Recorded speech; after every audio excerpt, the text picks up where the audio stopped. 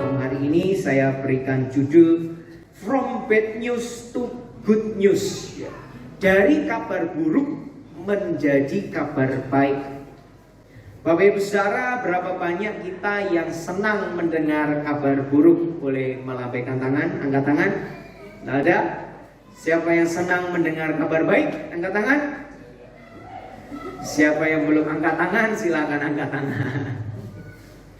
Ya, kalau kita melihat di dalam Yohanes pasal yang keempat yang kita pelajari selama bulan ini, itu adalah kisah perjalanan Tuhan Yesus. Dia kembali dari Yudea menuju ke Galilea.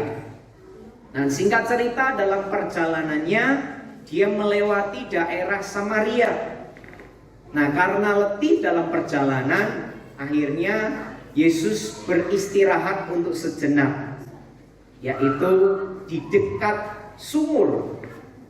Ketika Tuhan Yesus sedang beristirahat, datanglah seorang perempuan Samaria yang ia ingin menimba air untuk dia. Nah, singkat cerita, mereka bertemu nih antara perempuan Samaria dengan Tuhan Yesus.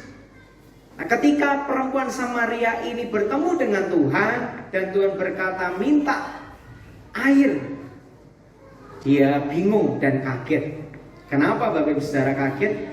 Karena selama ini tidak pernah orang Yahudi itu bergaul dengan orang Samaria. Satu hal yang aneh, tidak lazim, sesuatu yang di luar kebiasaan. Kalau seorang Yahudi mau bercakap-cakap, bahkan mau meminta air dari seorang perempuan Samaria. Nah, sedikit kaget sebetulnya perempuan ini. Dan ketika Tuhan Yesus berbicara dengan perempuan ini, dia bilang tentang air, lalu Tuhan juga bilang tentang air hidup yang akan dia berikan. Seandainya perempuan ini tahu siapa yang dia ajak bicara, niscaya dia sudah meminta air hidup pada Tuhan.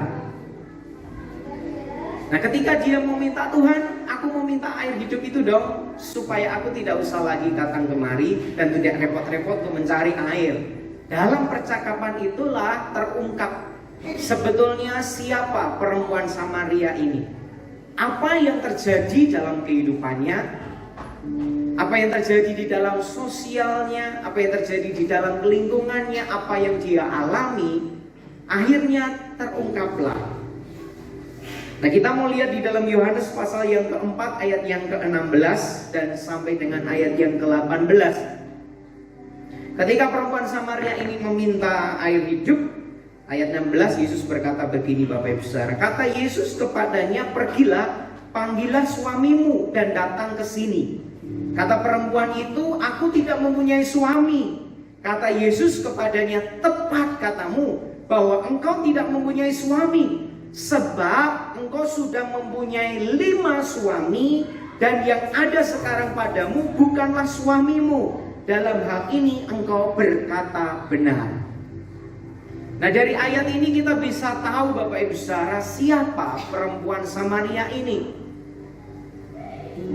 Tuhan berkata mengungkapkan identitas aslinya.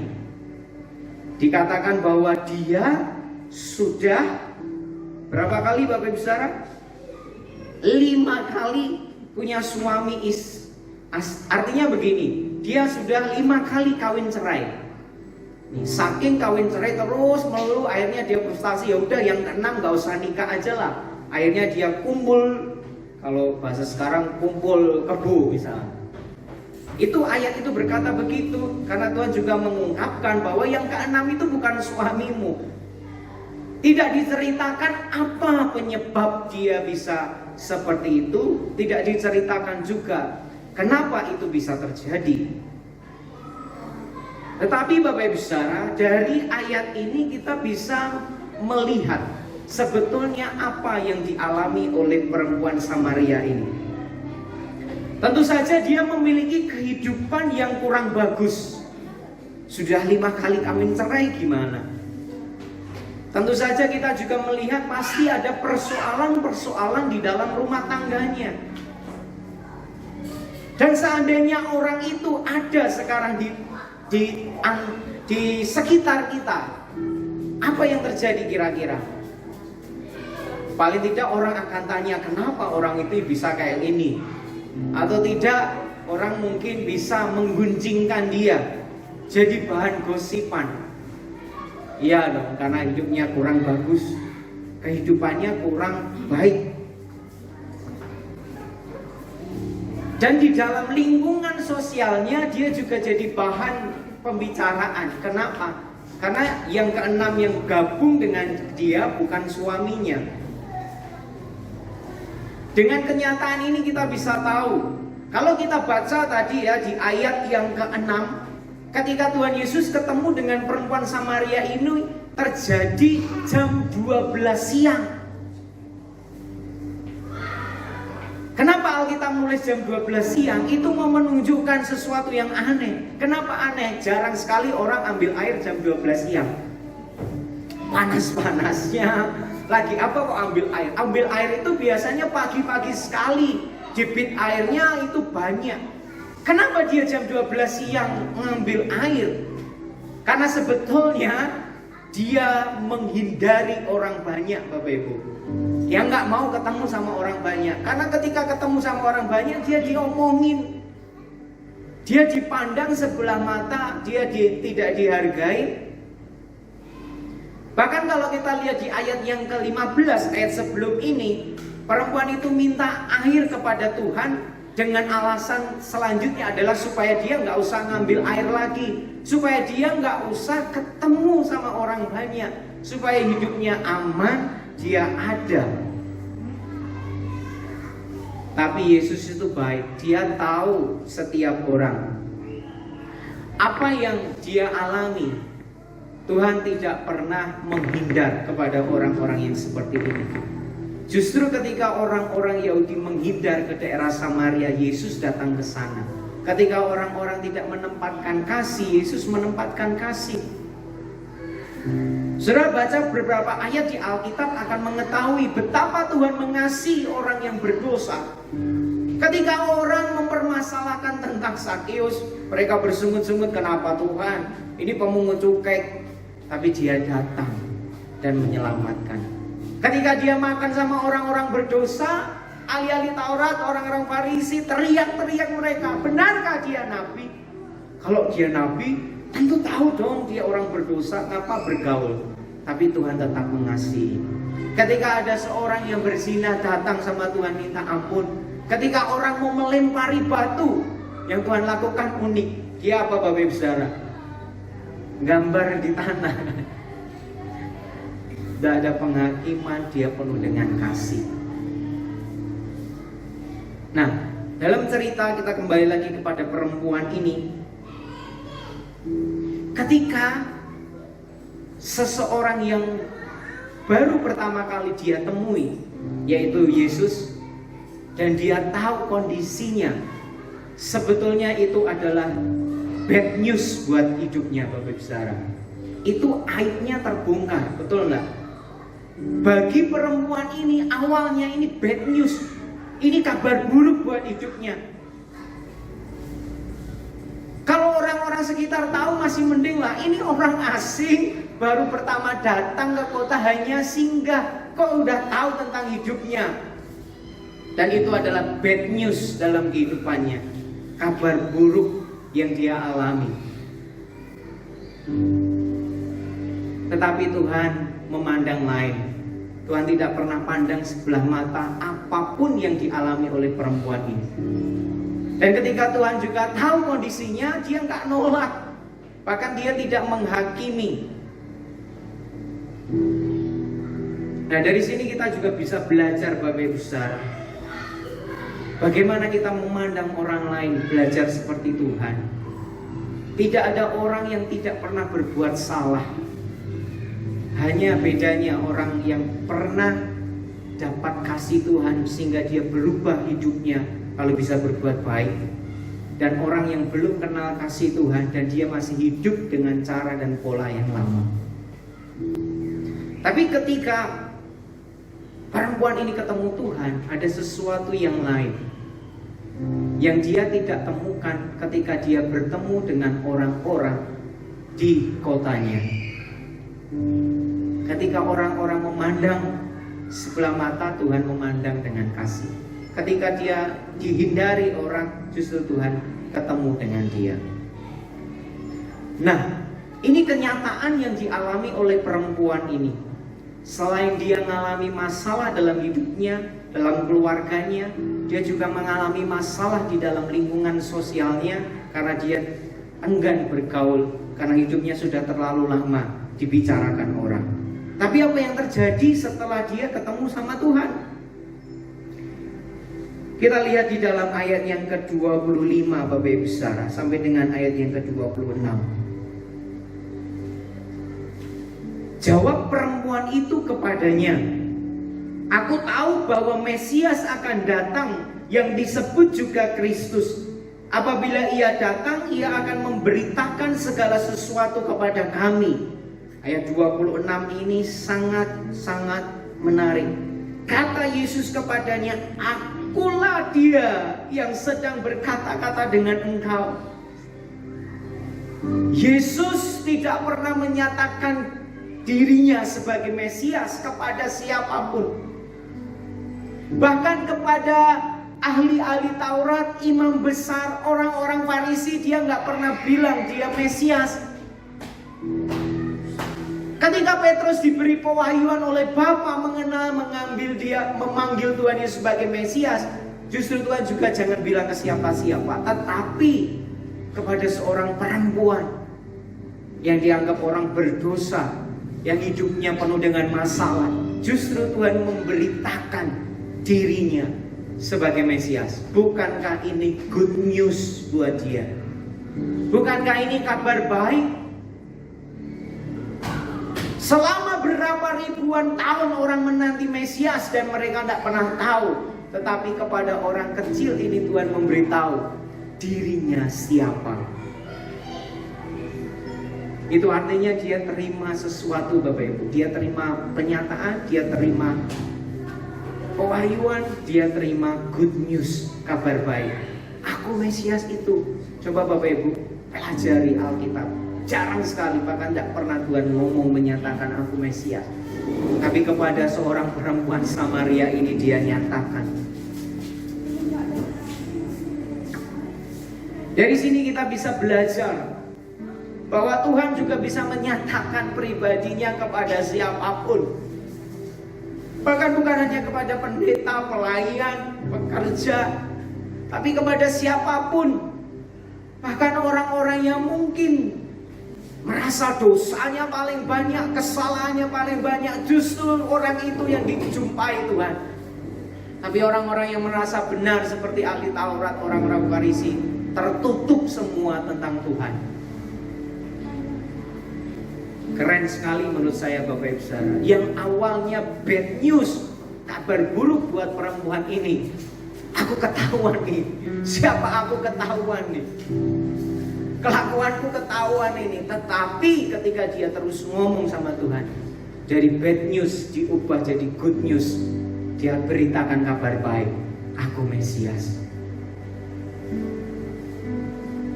Bagi orang Yahudi, Samaria, dan orang-orang yang percaya, mereka memiliki pengharapan mesianik namanya. Mengharapkan sang penebus, pembebas, juru selamat. Itu yang mereka harapkan. Sampai sekarang bahkan masih ada banyak di bangsa Israel yang masih menantikan Mesias. Mereka yang belum percaya sama Tuhan. Pewahyuan itu diberikan, good news-nya diberikan kepada seorang yang mengalami bad news dalam hidupnya. Dari sini kita bisa belajar Bapak Ibu Saudara, apa yang kita alami, bad news sekalipun, kabar yang kurang baik, bisa diubah Tuhan jadi good news, jadi sebuah berita baik. Karena di dalam Tuhan, yang mengasihi Tuhan, Tuhan selalu mereka-rekakan untuk kebaikan. Bad news buat Yusuf di penjara, jadikan budak. Good news bagi semua bangsa-bangsa. Saat kelaparan ada seorang Yusuf yang lain. Dari pengalaman-pengalaman yang dia tidak enak, justru dari jawaban ketika orang-orang lapar.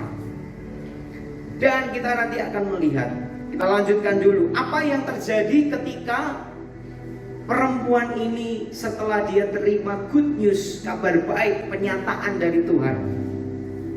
Ayat yang ke-28. Yohanes 4 ayat 28 dikatakan, maka perempuan itu meninggalkan tempayannya di situ, lalu pergi ke kota dan berkata kepada orang-orang yang di situ. Yang dia lakukan setelah dia terima good news menarik Bapak Ibu Saudara.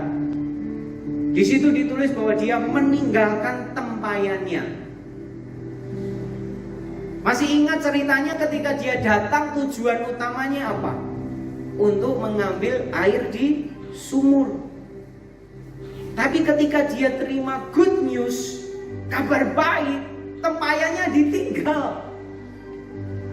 Dia lupa akan apa yang dia sendiri inginkan. Nah, saya belajar dari sini bahwa sebetulnya good news dapat juga merubah tujuan. Ketika kita terima good news dari Tuhan, penyataan bisa merubah tujuan. Yang dari awalnya perempuan ini datang untuk ngambil air dengan tempayan, setelah terima good news bertemu dengan Tuhan, dia terima sesuatu yang baru, tempayannya ditinggalkan. Dia ubah tujuannya. Good news juga memberi keberanian untuk meninggalkan. Kadang kita sering ngomong sama orang, misalkan kita sedang ketemu orang lalu pengen dia berubah. Kok tinggalkan ini? Udah dikasih tahu, udah kita nasehatin, didoakan dan tidak terjadi perubahan. Boleh sekali-sekali kita berdoa minta Tuhan biar dia terima good news-Mu. Karena good news yang dari Tuhan, penyataan yang dari Tuhan, yang sanggup merubah tujuan dan yang sanggup mengubah orang berani meninggalkan sesuatu yang tidak berguna dalam kehidupannya, meninggalkan sesuatu yang nilainya di bawah dibandingkan dengan kabar baik. Kebutuhannya ini jauh lebih besar, kebutuhannya jauh lebih rendah dibandingkan dengan kabar baik yang Tuhan berikan. Dan dia berani tinggalkan semuanya. Yang terjadi kembali ayat yang ke-28 dikatakan setelah dia meninggalkan tempayannya di situ lalu pergi ke kota.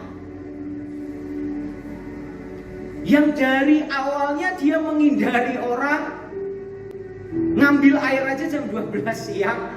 Tapi begitu dia terima good news, kabar baik, terima penyataan Tuhan, terima pewahyuan, yang awalnya dia hindari justru sekarang dia cari.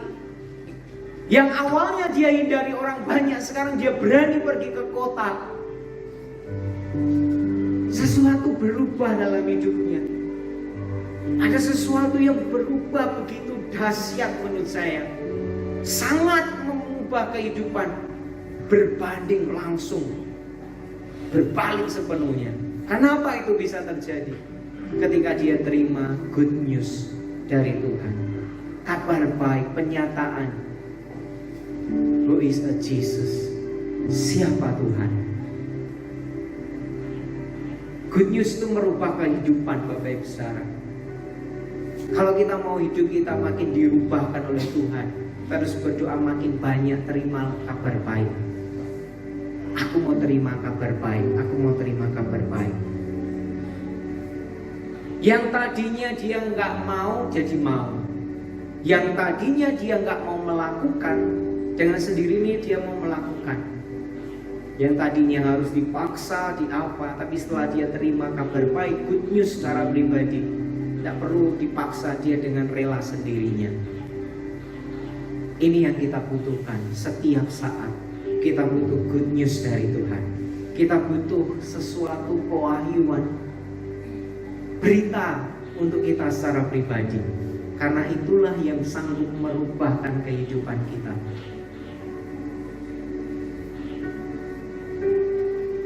Setelah dia pergi ke kota, dia nggak hanya sekedar pergi. Yang dia lakukan adalah berkata. pergi ke kota dan berkata kepada orang-orang di sekitar situ.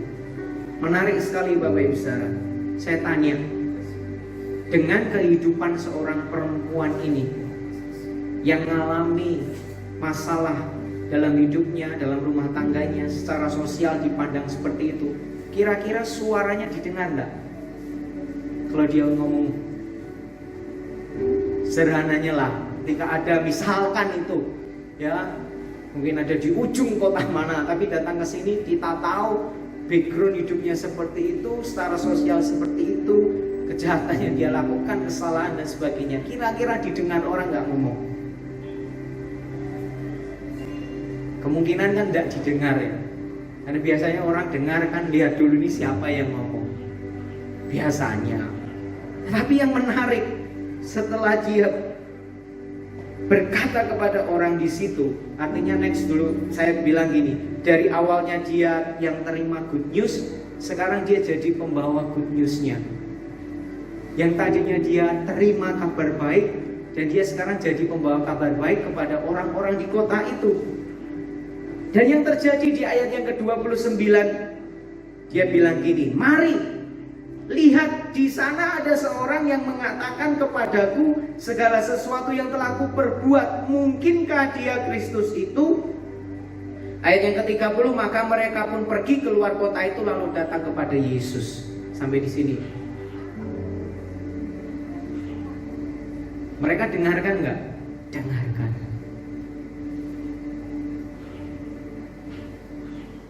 Boleh di sebaliknya? Saya merenungkan ini Bapak Ibu Saudara. Dia hanya berkata, dia menyatakan segala sesuatu yang telah kuperbuat. Bahasa kasarnya tuh gini, dia ngomong aibku loh, dia ngomong salahku. Itu kan bad news buat dia kan. Betul gak Bapak Ibu Saudara? Dia ngomong ke orang-orang di kota itu, kasarnya kalau kita terjemahkan, aku udah kawin cerai 5 kali, sekarang itu bukan suamimu. Dia ngomong loh itu ke aku loh. So lihat loh siapa dia. Aib. Bad news. Bad news dalam hidupnya bisa jadi good news buat orang lain.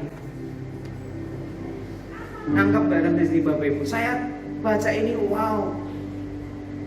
Perempuan ini gak kuat lama-lama ya. Dia hanya bilang ke orang-orang, lihat, dia hanya ngomong yang aku perbuat.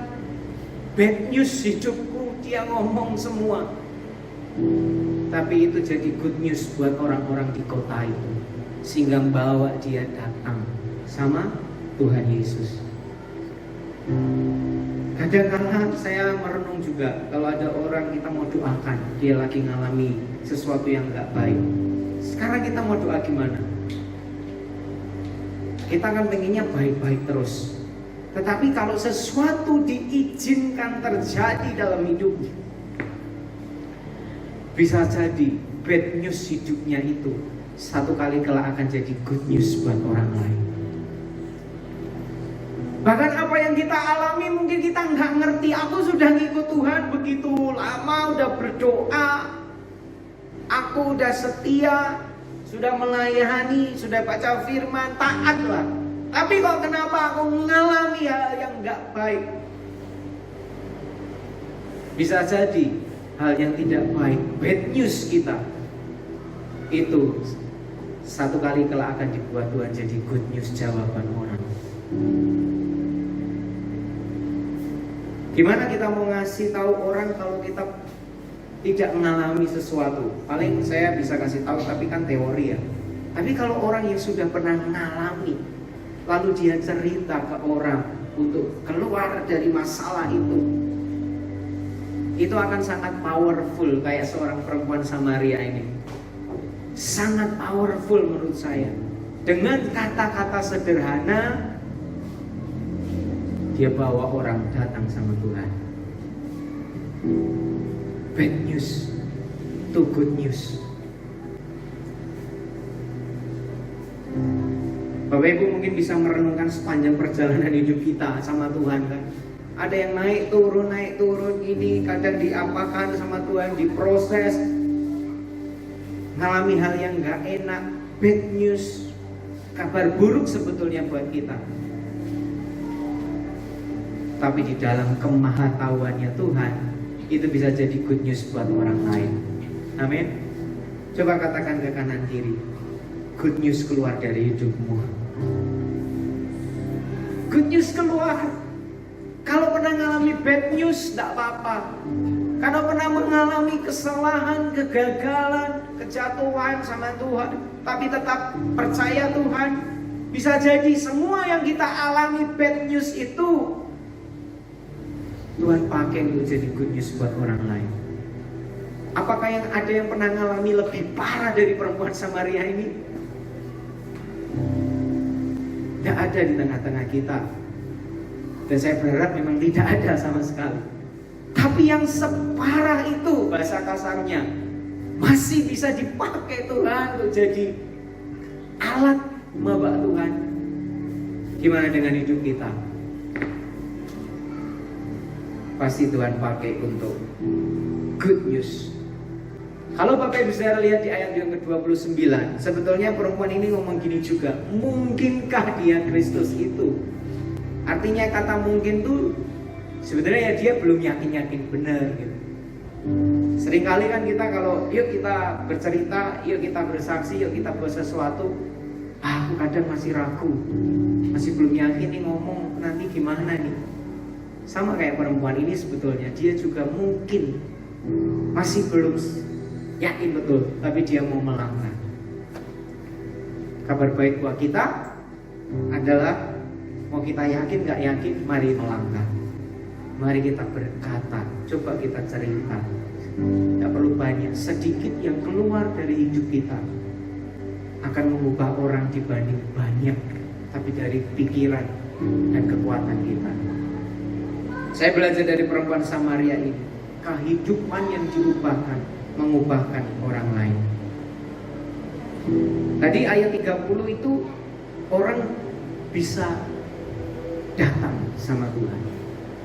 Orang-orang bisa datang sama Tuhan, pengen tahu Tuhan dari perkataan-perkataan perempuan. Tadi kan muncul pertanyaan, kenapa kok bisa dia didengar orang banyak?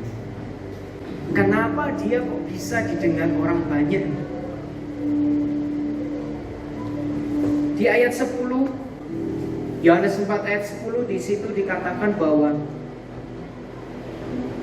kalau kita minta, Tuhan akan memberikan air hidup. Lalu di ayat yang ke-13 dan 14 dikatakan juga bahwa air yang Tuhan berikan itu akan jadi mata air di dalam dirinya yang terus-menerus memancar.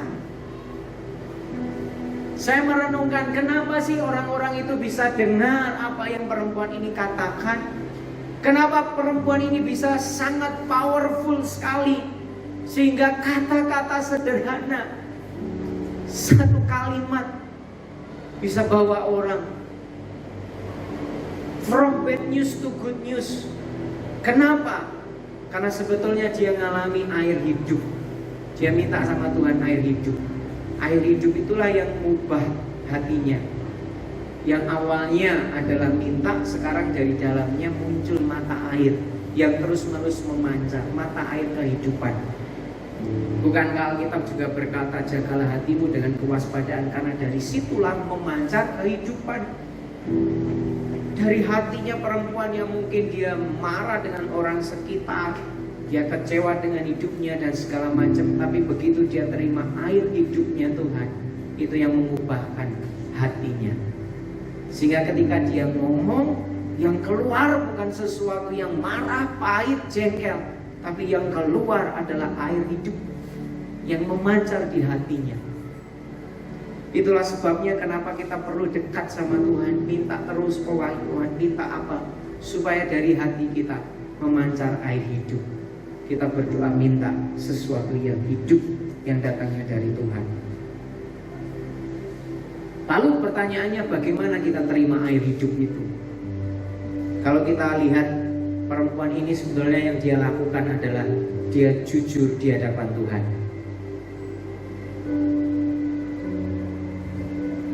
Ketika Tuhan hanya panggillah suamimu, kalau dia nggak jujur dia bisa bilang aja gini, oh suamiku lagi kerja Tuhan, nggak kesini. Oh suamiku lagi bajak, jadi kan nggak bisa. Bisa nggak? Bisa aja. Dia tutup-tutupi bad news hidupnya. Bisa nggak? Bisa. Karena apa? Karena dia orang asing. Dia ngomong nggak bener aja belum tentu Yesus tahu, kasarannya kan seperti itu. Tapi dia terbuka hatinya sama Tuhan, dia nggak tutup-tutupi.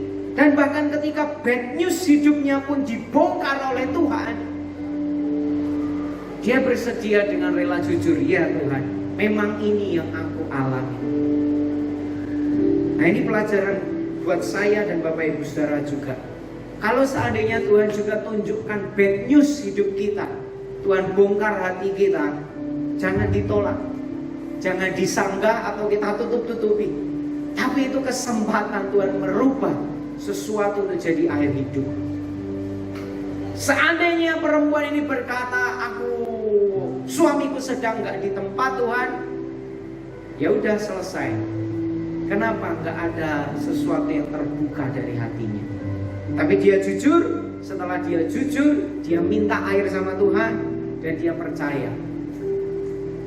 Dan itulah yang mengubahkan kehidupannya. Nah kita perlu memiliki orang-orang seperti Yesus. Kenapa Bapak Ibu Saudara? Ketika tahu bad news dalam hidup kita, tidak ada penghakiman yang keluar, tapi justru kasih dan penerimaan. Kenapa kita ada kompak? Kenapa kita ada komsel? Sebetulnya dengan satu harapan, itu adalah tempat terbaik ketika kita mengalami bad news dalam hidup kita. Dan kita bisa sharing dengan saudara seiman, dan mereka memiliki kacamata lain untuk kasih itu diberitakan. Sehingga dia nggak selamanya dalam kondisi bad news, dan dia bisa bawa good news buat orang lain. Promosi sedikit Bapak Ibu, mari datanglah ke kompak. Karena saat-saat kita nggak enak, di situ kesempatan kita punya saudara yang kenal kita lebih dalam.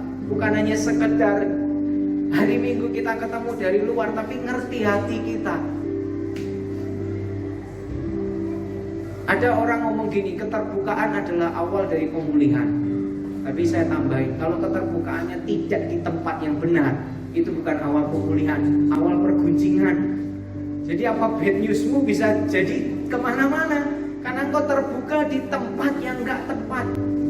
Dan setelah terbuka di tempat yang tepat, perlu juga penerimaan dan pengampunan.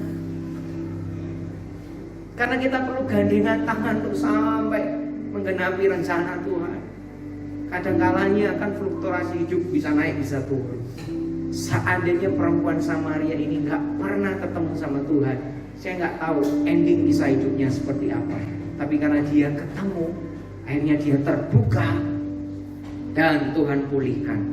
Dan ayat 39 berkata seperti ini, dan banyak orang Samaria dari kota itu telah menjadi percaya kepadanya karena perkataan perempuan itu yang bersaksi. Ia mengatakan kepadaku segala sesuatu yang telah kuperbuat. From bad news to good news. Orang-orang bisa percaya sama Tuhan karena perkataan perempuan yang sederhana, yang dia mengatakan bahwa Tuhan ngomong tentang apa yang aku perbuat. Hal sederhana tapi bisa membawa orang. Hal sederhana tapi bisa begitu kuat karena berasal dari hidup yang diubahkan.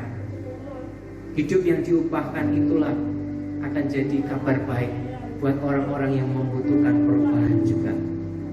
Dan seandainya kita sekarang ada di posisi mana? Kalau kita sedang mengalami bad news, jangan kecil hati, jangan tawar hati. mungkin Tuhan sedang mempersiapkan kita untuk jadi good news buat orang lain. Kalau kita ada di posisi seperti Tuhan, kita tahu bad news orang lain, kita punya pandangan bahwa semua bisa berubah, bisa jadi alat Tuhan yang ajaib. Ada yang pernah tahu seorang perempuan yang notabene kayak begini pakai Tuhan untuk memenangkan satu kota? Nggak ada yang pernah tahu. Jadi kalau kita lihat seseorang lagi ngalami bad news, nggak ada yang pernah tahu. Jangan-jangan dia nantilah yang dipakai Tuhan untuk menyelamatkan satu keluargamu.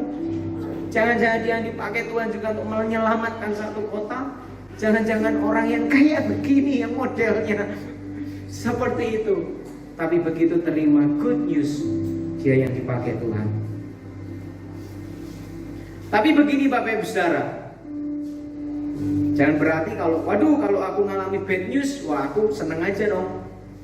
Kalau aku ngalami kabar buruk, bad news akan selamanya jadi bad news kalau hati kita nggak pernah terbuka sama Tuhan. Bad news akan selamanya jadi bad news kalau kita juga nggak terima air hidup dari Tuhan, dan kita nggak terima kabar baik dari Tuhan. Selamanya akan jadi bad news.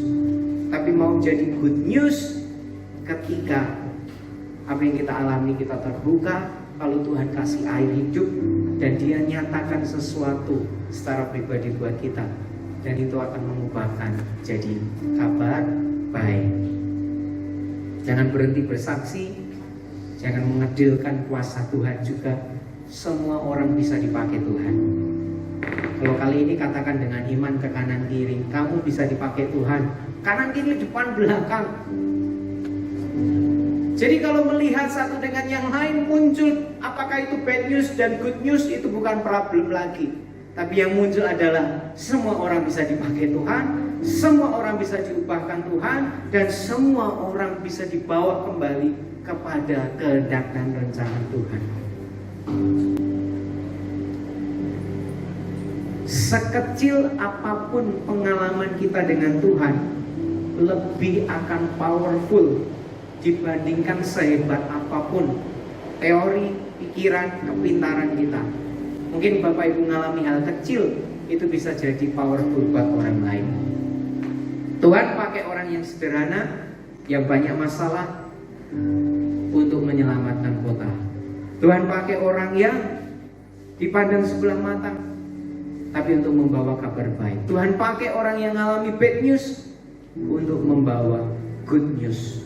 Kabar baiknya buat kita adalah yang seperti perempuan Samaria saja bisa Tuhan ubahkan dan Tuhan pakai, apalagi kita. Amin. Amin. Pasti bisa.